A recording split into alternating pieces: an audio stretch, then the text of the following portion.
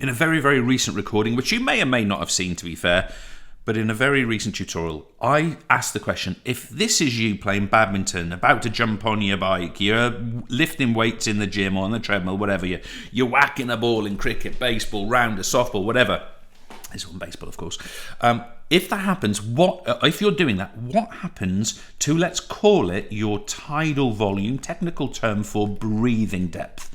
If this is the case, if you start exercising, what happens to your breathing depth, tidal volume? Well, I think you would tell me, well, James, it goes up, doesn't it? And when I'm about to go into rest and recovery, it will drop back down again. Now, we have talked about this previously, and we have said this is controlled if we ask that question, by the way, of how does that happen, we have said previously that we had this example of the brain sort of communicating with the heart, and if it was heart rate, that would be the answer. The vagus nerve would decrease heart rate parasympathetically.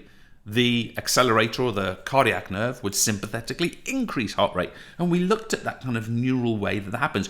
But this tutorial is not about heart rate. This tutorial is about the role of breathing muscles. Now, I've just sort of summarized a bunch of breathing muscles here, the diaphragm, the intercostals, which there's two groups of, sternocleidomastoid, pectorals, abdominals, so just rounded names in this sense. But how can it be that in order to cause tidal volume to increase or decrease in recovery, these muscles have to contract with more force or even more muscles involved? And they also later on will recruit muscles to increase the rate of actually breathing out and therefore the rate of breathing as a whole. How does that actually happen?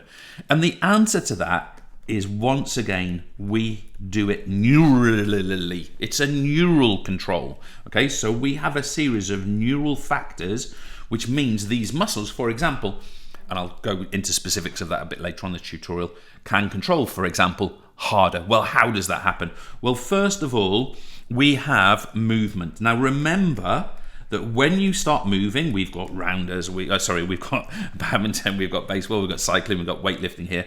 When this happens, you have a series of mechanoreceptors in your muscles and in your tendons. You actually remember that they're called muscle spindles. Those are the ones in the muscle. They're muscle fibers surrounded by sensory tissue. We also have GTOs, or Golgi tendon organs, in the actual tendons themselves. They're called mechanoreceptors, and they can sense change in pressure in the movement. For example, let's say when this fella jumps on his bike, the rectus femoris, for example, starts to contract as the pedals are pushed downwards. And of course, what's going to happen there is those mechanoreceptors are going to feed that back to the brain. And here, our brain is able to produce a breathing response. Now, this is where I want to introduce you to something called the Respiratory Control Center, the RCC. But I also want to introduce you to its two sub-departments, if I can use that phrase. We have what's called the ICC. This is called the Inspiratory Control Center.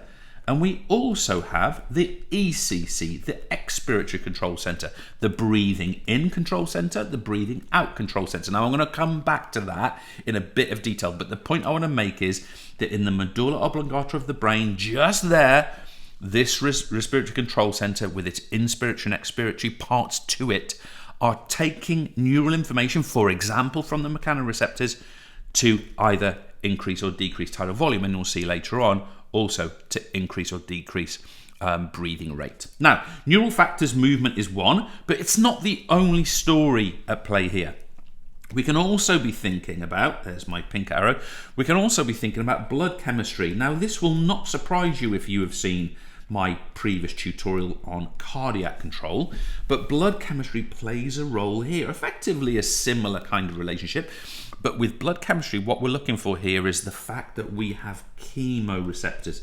And these chemoreceptors, which of course are present in both the aorta, but also in the brain itself, they detect changes, and really emphasize that word changes, folks. They detect changes in blood chemistry. So for example, when we start exercising and our pH drops because our blood acidity goes up, our chemoreceptors will receive that information, or will detect that information.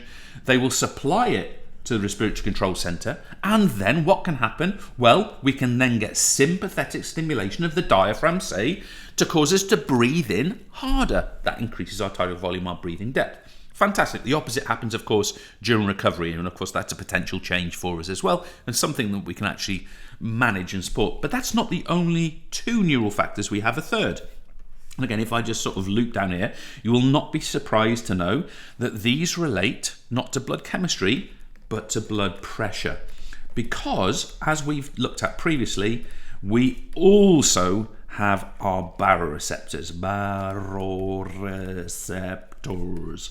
By the way, I do all the writing and speaking simultaneously, so sometimes I mess things up. But anyway, we've got these baroreceptors. And what do? They detect changes, again, our key word, changes in blood pressure. So when we start exercising, let me just put that in, blood pressure. When we start exercising, of course, especially systolic blood pressure increases. Why? Because the heart is filling with more blood, venous return, and therefore it contracts with more force, and that force creates a greater outgoing blood pressure. As a result of that, the baroreceptors detect that increase in blood pressure, and then we get sympathetic stimulation again of the diaphragm, say, or the external intercostal muscles, say, and we can increase the depth of breathing sympathetically. Exactly what we're talking about. However, I want to take this story a little further.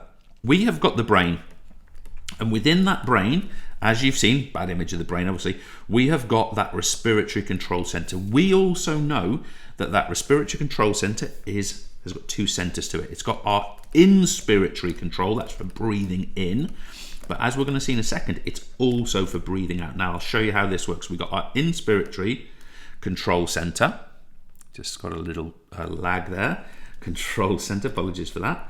And we also have our expiratory control center. Hard to say that when you're trying to go fast.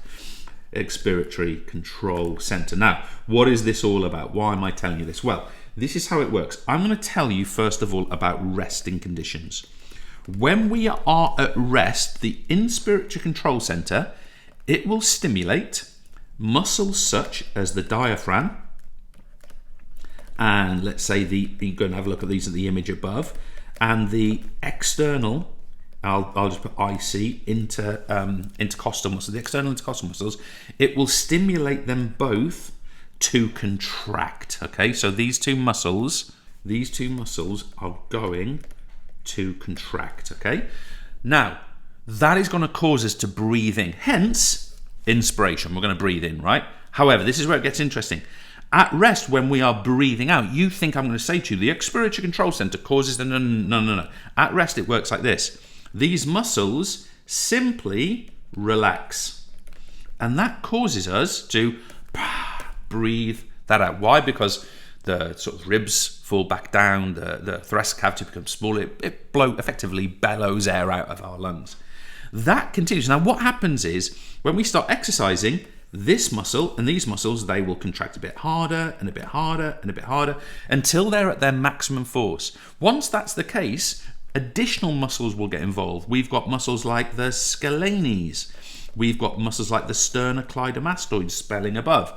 We have got muscles like the pectoralis minor. These muscles now can increase the strength of that contraction. It is only when we are at very kind of maximal exercise that what will happen is that our expiratory control center will now kick in. And what this will do is it will stimulate the abdominals, obviously the rectus abdominis, really we're talking about here. It will stimulate the abdominals, and this muscle will pull down so we can breathe out faster. It also does this with our internal ICs, intercostals. Okay, it pulls the ribs down, and therefore we breathe faster outwards. So just notice we've got the respiratory control center, inspiratory control center, which controls both inspiration, breathing in, and expiration at rest and submaximal exercise. During maximal exercise, the expiratory control center kicks in and recruits expiratory muscles like the abdominals and the internal intercostals, which increase the rate. And this one here